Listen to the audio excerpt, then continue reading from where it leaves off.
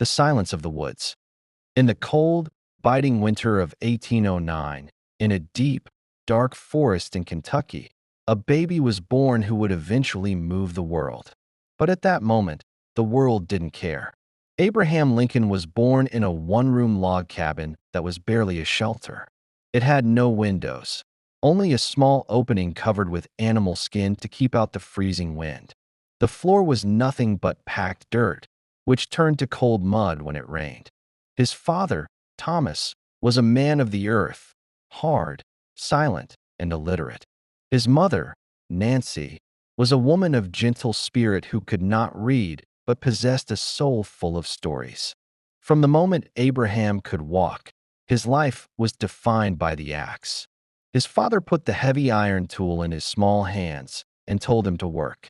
Abraham spent his childhood clearing trees, splitting logs, and fighting against a wilderness that wanted to swallow his family whole. There was no time for toys, and there were no schools for hundreds of miles. But inside the boy was a mysterious fire. While other boys played or slept, Abraham would sit by the flickering light of the fireplace. He had no paper, so he used a flat wooden shovel as a chalkboard. He would write his name and his thoughts in the soot with a piece of charcoal, then shave the wood clean with a knife to start again. When Abraham was only 9 years old, the darkness of the world hit him for the first time. His mother, Nancy, fell terribly ill after drinking milk from a cow that had eaten a poisonous plant. Abraham sat by her bedside in that tiny cabin, watching the only person who truly understood him fade away. She died in his arms, leaving a hole in his heart that would never truly heal. He helped his father build her coffin out of wood he had chopped himself. He buried her on a lonely hill, and for a long time, the only sound in his life was the wind in the trees and the heavy thud of his axe. He learned that life was a series of losses, but he also learned that the only thing a man truly owns is his character. Wait, are you feeling the weight of the world today? Abraham Lincoln felt it too, but he refused to stop walking. If you want to find the strength to turn your own dirt floor into a gold palace, you need to stay with us. Click that subscribe button right now. Join our family of seekers, and let's find the light together. The failure of the flatboat. As Abraham grew into a young man, he stood 6 feet 4 inches tall, a giant in a time of small men. His limbs were long and awkward, and his face was rugged and sad. He moved to New Salem, Illinois, looking for a way to escape the labor of the farm. He tried everything. He worked as a store clerk, where he became famous for his honesty. Once, he realized he had overcharged a woman 6 cents. After the store closed, he walked 6 miles through the dark to return the coins. But honesty didn't always bring success. He decided to start a business with a partner, a small general store.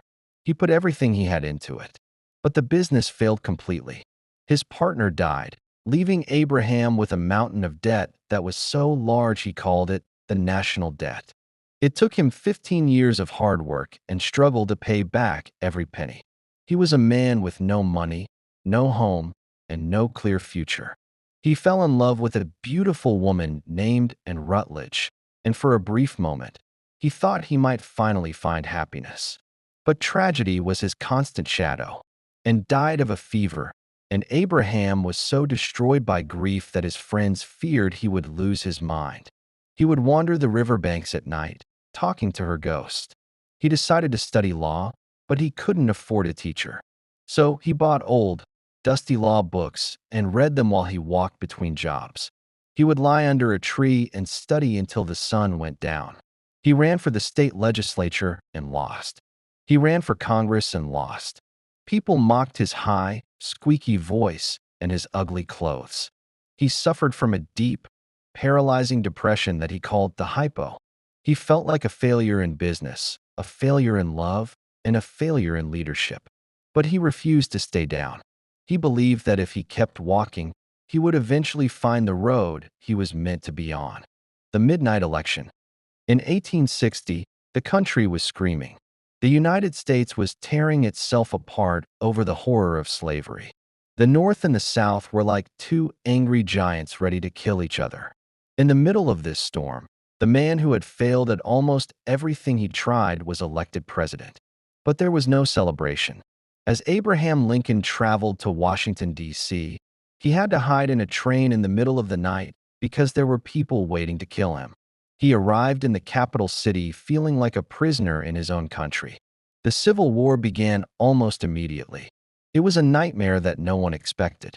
Lincoln sat in the White House and listened to the telegraph machine as it clicked out the names of thousands of dead young men.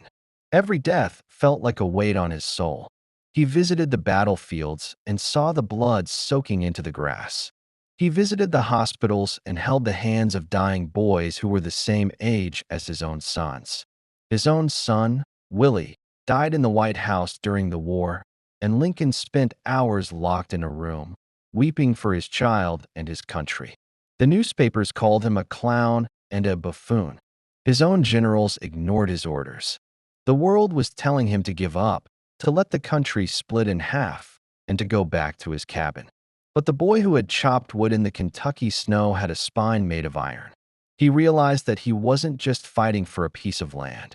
He was fighting for the idea that all men are created equal. He began to write a document that he knew would change history. He knew it would make half the country hate him forever, but he also knew it was the only way to save the soul of the nation. The storm is at its peak. The country is breaking and Lincoln is losing everything. If you want to see how one man's courage can change the history of the human race, you cannot leave now. Subscribe to this channel right now. Don't miss the moment when the underdog becomes the lion. The final journey home.